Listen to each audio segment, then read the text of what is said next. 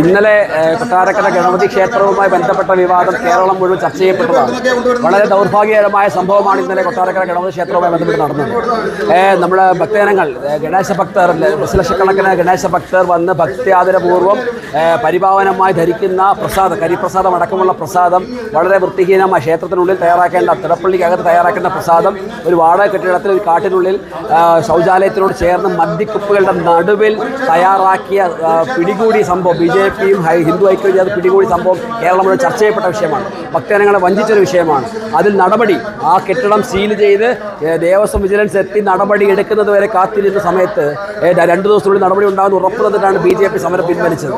അത് കഴിഞ്ഞ് മണിക്കൂറുകളാകുന്നതിന് മുമ്പ്, നേരം വിളക്കുന്നതിന് മുമ്പിട്ട് വീണ്ടും തൊട്ടടുത്തുള്ള ഒരു കെട്ടിടത്തിൽ വൃത്തിഹീനമായ ഒരു സ്ഥലത്ത് തറയിൽ ഒരു പാ പോലും വിരിക്കാതെ തറയിൽ പൊടിയുടെ നടക്കിൽ കെമിക്കൽ റെഡിമെയ്ഡ് കരി പാക്കറ്റ്, ഏതൊക്കെയോ രാസവസ്തുക്കൾ ചേർന്ന് നിർമ്മിച്ച റെഡിമെയ്ഡ് കരി പാക്കറ്റുകളാണ് ഇവിടെ ഞങ്ങൾക്ക് കണ്ടപ്പോൾ സാധിച്ചത്.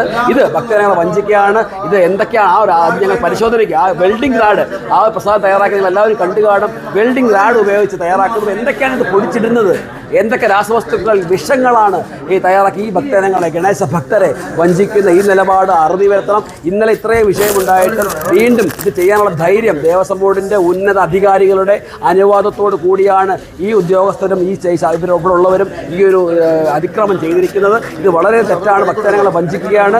നടപടി ഇവിടുത്തെ ഇത്രയും ഉണ്ടായിട്ടും ഇവിടുത്തെ നമ്മുടെ കൊട്ടാരക്കര MLA ധനകാര്യ മന്ത്രി ബാലഗോപാലോ ഇവിടുത്തെ നഗരസഭ ഭരണകൂടമോ തിരിഞ്ഞു നോക്കാൻ, അപ്പം ഹിന്ദുക്കൾക്ക് നേരെ എന്തുമാകാം, ആരും ചോദ്യം ചെയ്യില്ല, നിങ്ങൾ എന്ത് വേണേൽ നെറികേട് കാണിച്ചോളാൻ അനുവാദം കൊടുക്കാൻ ഇവിടുത്തെ ഭരണകൂടവും ദേവസ്വം ബോർഡൊക്കെ, അത് ഭാരതീയ ജനതാ പാർട്ടി അത് വെച്ചു ഉറപ്പിക്കാൻ തയ്യാറല്ല.